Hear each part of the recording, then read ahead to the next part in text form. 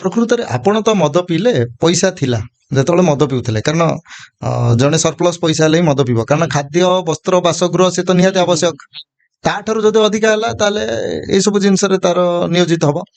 ଆପଣ ଯେତେବେଳେ ମଦ ପିଇଲେ ଆଉ ହସ୍ପିଟାଲରେ ପଡ଼ିଲେ, ଆପଣ ଘରର ମାନେ ଯିଏକି ପ୍ରମୁଖ ଲୋକ, ଯାହାଙ୍କ ଆୟରେ ଆପଣଙ୍କ ପରିବାରଟି ଚଳୁଥିଲା, ଆପଣଙ୍କ ଧର୍ମପତ୍ନୀ ମଧ୍ୟ ଜଣେ ଗୃହିଣୀ, ପିଲାମାନେ ଛୋଟ ଛୋଟ, ଯେତିକି ଦିନ ଧରିକି ଆପଣ ପୁରା ହସ୍ପିଟାଲ ବେଡରେ ପଡି ରହିଲେ, ସେମାନଙ୍କୁ ଭରଣ ପୋଷଣ କରିବା ତ ଭାରି କଷ୍ଟ ହେଇ ପଡିଥିବ।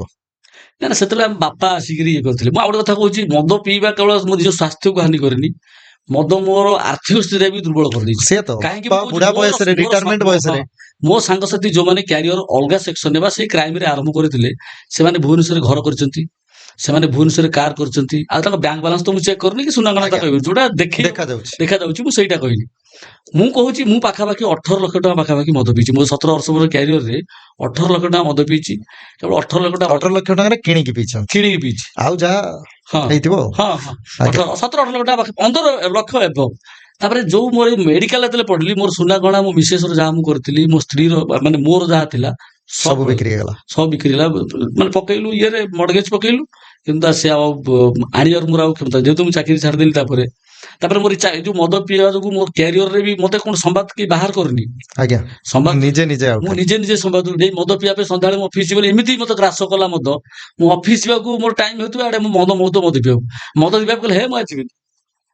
ଧୀରେ ଧୀରେ ରେଜିଗ୍ନେସନ ଦେଇଦେଲେ। ହଁ, ମୁଁ ରେଜିଗ୍ନେସନ ବି ଦେଇନି, ରହିଗଲେ। ହଁ, ମୁଁ ରହିଗଲି। ମାନେ ଏଇ ଯୋଉ ପିଲାମାନଙ୍କ ମୁହଁକୁ ଦେଖିଲେ ମନ ଭିତରେ ଦୁଃଖ ଆସେନି? ଯୋଉ କୁନି କୁନି ଛୁଆ ଆପଣଙ୍କର, ସେ ଛେଆକୁ ଦେଖି ତ ମୁଁ ଛାଡ଼ିଲି। ସେ ମୋ ଝିଅ ପୁଅ କଣ କରିବି, ମୁଁ ଯଦି ଚାଲିଯିବି, ଝିଅ ପୁଅ କଣ? ଆପଣ ଗୋଟେ କଥା ଉଲ୍ଲେଖ କରିଥିଲେ, ଆପଣଙ୍କ ପୁଅ ତା କୁମ୍ପି ଭାଙ୍ଗିକିରି ବି ଆପଣଙ୍କ ଟ୍ରିଟମେଣ୍ଟ ପାଇଁ ଯୋଉଦିନ ଯେତେବେଳେ ମୁଁ ପ୍ରଥମେ ସନସାଇନ୍ ହସ୍ପିଟାଲ ଲକ୍ଷ୍ମୀ ସାର୍ ପଢିଥିଲି, ସେତେବେଳେ ମୋ ମିସେସ୍ ମତେ ରାତି 11ଟା 11:30 ମତେ ନେଇଯାଇଥିଲେ। ତାପରେ ସିଏ ମତେ ଛାଡି ଦେଇକି ଆଇସିୟୁରେ ଭର୍ତ୍ତି କରିଦେଇକି ସିଏ ଆସିଲା ଘରକୁ। ସେତେବେଳେ ଘରକୁ ଆସିଲା, ମୋ ପୁଅ ଝିଅ ଘରେ ଥିଲେ, ଆଉ କେହି ନାହାନ୍ତି। ମୁଁ, ମୋ ମିସେସ୍, ମୋ ପୁଅ ଝିଅ ଛୋଟ ଛୋଟ, ଟିକେ ଛୋଟ ଛୋଟ ହେଇଥିଲେ, 2 ବର୍ଷ 3 ବର୍ଷର କଥା କହୁଛି। ହଁ, ସେତେବେଳେ ସିଏ ପୁଅ ଭାଙ୍ଗିଥିଲା 21 ଟଙ୍କା, ନା ଝିଅ ଭାଙ୍ଗିଥିଲା 21 ଟଙ୍କା, ପୁଅ 7 ଟଙ୍କା।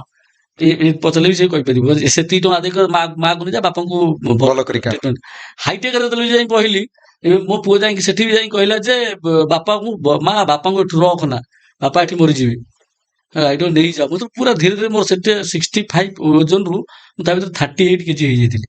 ବାପାଙ୍କୁ ନେଇଯାଅ। ତାପରେ ଆମେ ବୁଝାବୁଝି କଲୁ, ଆମ ଗାଁର ଜଣେ ଲିଭର ସିରୋସିସ୍ ଜଣେ ମୋ ଦାଦା ହେବେ, ଆମ ଗାଁର ସେଇ ମେଡିକାଲ ଆସି ଟ୍ରିଟମେଣ୍ଟ ହେଇକି ଭଲ ହେଇକି ଯାଇଛନ୍ତି, ସୁସ୍ଥ ଅଛନ୍ତି 2 ବର୍ଷ 3 ବର୍ଷ ହେଲାଣି। ସେଇଠିକି ମୁଁ ଗଲି। ସେଇଠି ଗଲା ପରେ ହିଁ ଜଣେ ଭଲ ଡକ୍ଟର, ସେ ରିନାଉଣ୍ଡ ଡକ୍ଟର ସଞ୍ଜୀବ କରଜି ଅଛନ୍ତି, ଏଇ ଯୋଉ ସେ ଭଲ, ତାଙ୍କର ଇଏରେ ଯାହା ଟ୍ରିଟମେଣ୍ଟ ଏବେ ବି ହଉଛି, ମୁଁ ସୁସ୍ଥ ଅଛି। ଧୀରେ ଧୀରେ ମୋର ସୁସ୍ଥ ହଉଛି। ଏଇ ଯୋଉ ଏହାର ପ୍ରଭାବ ମୋ ଚାକିରି ଉପରେ ପଇଲା, ମୋ ଧନ ସୁନା ପ୍ରଭାବ ଧନ ଉପରେ ପଇଲା। ତାପରେ ଏମିତି ବେଳା ଖରାପ ଗୋଟେ ମୋର କଣ ହେଲା, ମୁଁ ସେଇ ଟାଇମରେ ମେଡିକାଲରେ ଭର୍ତ୍ତି ହେଇଛି, ମୋର ବାଇକ୍ ଟା ବି ମୋ ବିଲ୍ଡିଂରୁ ଚୋରି ହେଇଗଲା। ବାଇକ୍ ଚୋରି ଯୋଉଠି ହେଇଛି, ଏପର୍ଯ୍ୟନ୍ତ ମୁଁ ଜାଣିଛି, ମୁଁ ଥାନାରେ ଏଫଆଇଆର ଦେଇଛି, ଥାନାରେ ଏଫଆଇଆର ମତେ ମିଳିଛି, କିନ୍ତୁ ଆମ ପଡୋଶୀ ମାନେ କ୍ରାଇମ ରିପୋର୍ଟରଙ୍କର ବାଇକ୍ ଚୋରି, ଯେତେବେଳେ ଦୁର୍ବଳ ହେଇଯାଏ ମଣିଷ, ଶକ୍ତି ନଥିବ, ତାକୁ କେହି ବି ସମର୍ଥନ ସେଇଟା ଗୋଟେ କଥା, ସେଇଟା ଛାଡନ୍ତୁ, ସେଇଟା ସମର୍ଥନ, ସେଇ କଥା ମୁଁ କହୁନି। ଯେତେବେଳେ ମୁଁ ମାନେ ଏମିତି ମୋର ଫାଇନାନ୍ସିଆଲ କ୍ରାଇସିସ୍ ହେଇଗଲା, ସେଇ ସମୟରେ ହେଇଗଲା, ମୁଁ ବାଇକ୍ ଟା ଯେତେବେଳେ ମାନେ ଫାଇନାନ୍ସିଆଲ କ୍ରାଇସିସ୍ ନୁହଁ, ଏଟା ନିଶାର କବଳ ଯୋଉ ହେଇଗଲି, ମୁଁ ଯେତେବେଳେ ବାଇକ୍ ଟା ଚୋରି ହେଲା, ସାଧାରଣ ଲୋକ, ଆମ ବିଲ୍ଡିଂ ଲୋକ ଗ୍ରହଣ କରିପାରିଲେନି। କହିଲେ ଆଇଦର କୋଉଠି ମଦର ପିଇକି ଛାଡି ଦେଇଛୁ, ନହେଲେ କାହାକୁ ବିକି ଦେଇଛୁ ମଦ ପିଇବା ପାଇଁ। ମାନେ ମଦ ପିଇଲେ ଏଇଭଳି ସ୍ଥିତି ଉପୁଜେ।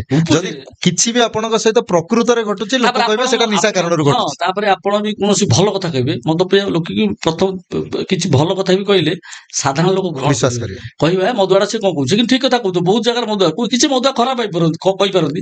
ଆମେ ତ ବୁଦ୍ଧିଜୀବୀ ମଦୁଆ ଯେମିତି କହିଲା ବେଳେ, ଆମେ ତ ପାଠଶାଠ ପଢା ମଦୁଆ, ଆମେ କଣ କାହାକୁ ଗାଳି ଗୁଲଜ କରିବୁ, ଇଏ କରିବୁ। ସେ ଭଲ କଥା ବି କହିଲେ ପରିବାର ଗ୍ରହଣ କରିବେନି, ସାହି ପଡିଶା ଗ୍ରହଣ କରିବେନି। ଏଇ ସ୍ଥିତି ଆପଣ କେବେଠାରୁ ଅନୁମାନ ଲଗେଇଥିଲେ ଏମିତିଆ ସ୍ଥିତି ହଉଛି ବୋଲି? ଏମିତିଆ ସ୍ଥିତି ହଉଛି ବୋଲି ମୁଁ ଆଜିଠାରୁ 7-8 ବର୍ଷ ତଳୁ, ମାନେ କେହି ଖାତିର କରନ୍ତିନି, ଖାତିର କରିବେନି, କେହି ଖାତିର କରିବେନି। ସାମ୍ନାରେ ହଁ କହିଦେବେ, ସାମ୍ବାଦିକ ବୋଲି ହଁ ଆଜ୍ଞା ହଁ କହୁଛି, ତାପରେ ପର ସମୟ ମଦୁଆଟା ସିଏ କଣ କହିବେ, ଭଲ କଥା କହୁଥିବେ। ତାପରେ ମଦ ଉପରେ ଯଦି କିଛି ଗୋଟେ ଆପଣ ବି କାହାକୁ କହିବାକୁ ଆପଣଙ୍କୁ ଲାଜ ଲାଗିବ, ଯେ ପୁଅ ମଦ ପିଇନା, ସେ ଗାଡି ବୁଲିଥିବ, ସେ କେତେ ଗପୁଛୁ, ନିଜେ ତ ମଦୁଆ, କେତେ ଗପୁଛୁ, କେତେ ଯୋଉ ଷ୍ଟାଚୁ ଯୋଉ ସାମ୍ବାଦିକର, ସେଇଟା ନିଶା ଖାଇକିରି। 18 ଲକ୍ଷ ଟଙ୍କା ଭିତରେ କେତେ ପ୍ରକାର ବ୍ରାଣ୍ଡ ପିଇ ଦେଇଥିଲେ? ସବୁ ବ୍ରାଣ୍ଡ ପିଇଛି, ସବୁ। ମାନେ ହାଇଷ୍ଟ ଗୋଟେ ଦିନରେ କେତେ ପର୍ଯ୍ୟନ୍ତ ପିଇଛନ୍ତି? ହାଏଷ୍ଟ ଗୋଟେ ଦିନ ତ କେତେ ମନେ ପଡୁନି ସେମିତି କେତେ ତଥାପି 2-3 ଲିଟର ହେଇଯିବ। 2-3 ଲିଟର ନୁହଁ ଲିଟର ପାଖାପାଖି ଗୋଟେ ଲିଟର। ଦିନ ଯଦି କହିବେ ସେମିତି 1.5 ଲିଟର 2 ଲିଟର ଖଣ୍ଡେ ହେଇଛି 1.5-2 ଲିଟର ଗୋଟେ ଦିନରେ। ଗୋଟେ ଦିନ ରାତି ମିଶିକିରି। ଦିନ ରାତି 24 ଘଣ୍ଟାରେ 2 ଲିଟର। ହଁ ଯୋଉଦିନ ଛୁଟି ଥାଏ ଅଫ୍ ଥାଏ ପାଣି ପିଉନଥିବେ। ପାଣି ତା ସହିତ ପାଣି ମିଶେଇ ଆସିବେ। ଓହୋ, ମାନେ 2 ଲିଟର ମଦ ପ୍ଲସ ପାଣି। ପାଣି ମାନେ 2 ଲିଟର ମଦ ହେଲେ ଆଉ 5 ଲିଟର ଖଣ୍ଡେ ପାଣି ପିଇଦିଏ। ସେଠି ମେଡିକାଲ ଏବେ ଟ୍ରିଟମେଣ୍ଟ ହେଲେ ତ ଡାକ୍ତର ସେଇ କଥା କହିଲେ ଲିଭର ଯେତିକି ଶକ୍ତି ଦରକାର ନୁହଁ ମାନେ ହଁ। ତାଠାରୁ ଅଧିକ ହେଲେ ଫ୍ୟାଟି ଲିଭର Fatty liver ଫୁଲେଇ ଦବ ଲିଭର ଆସ୍ତରଣଟା ପତଳା ହେଇଯିବ ବୁଝିପାରୁଛନ୍ତି ସେଥିପାଇଁ ବର୍ତ୍ତମାନ ଷ୍ଟ୍ରିକ୍ଟଲି ମତେ କହିଛନ୍ତି ପ୍ରଥମେ ଯେତେବେଳେ କହିଲେ 750 ମାନେ ଗ୍ରାମ ପାଣି ପିଇବ। ପିଇବା ପାଇଁ ତାପରେ ଲିଟରରେ ତାପରେ ଏବେ 1.5 ଲିଟର ପାଣି ମୁଁ ପିଉଛି ମାନେ ପୁରା ଦିନ ଭରି ରାତି ଭରି ଭିତରେ 1.5 ଲିଟର ପାଣି ପିଇବି ମାନେ ଯୋଉଠିକି ଆପଣ 1.5 ଲିଟର ମଦ ହିଁ ଖାଲି ପିଇ ଦଉଥିଲେ ଏବେ 1.5 ଲିଟର ପାଣିରେ ପାଣି ପିଇବା। ସୀମିତ। ହଁ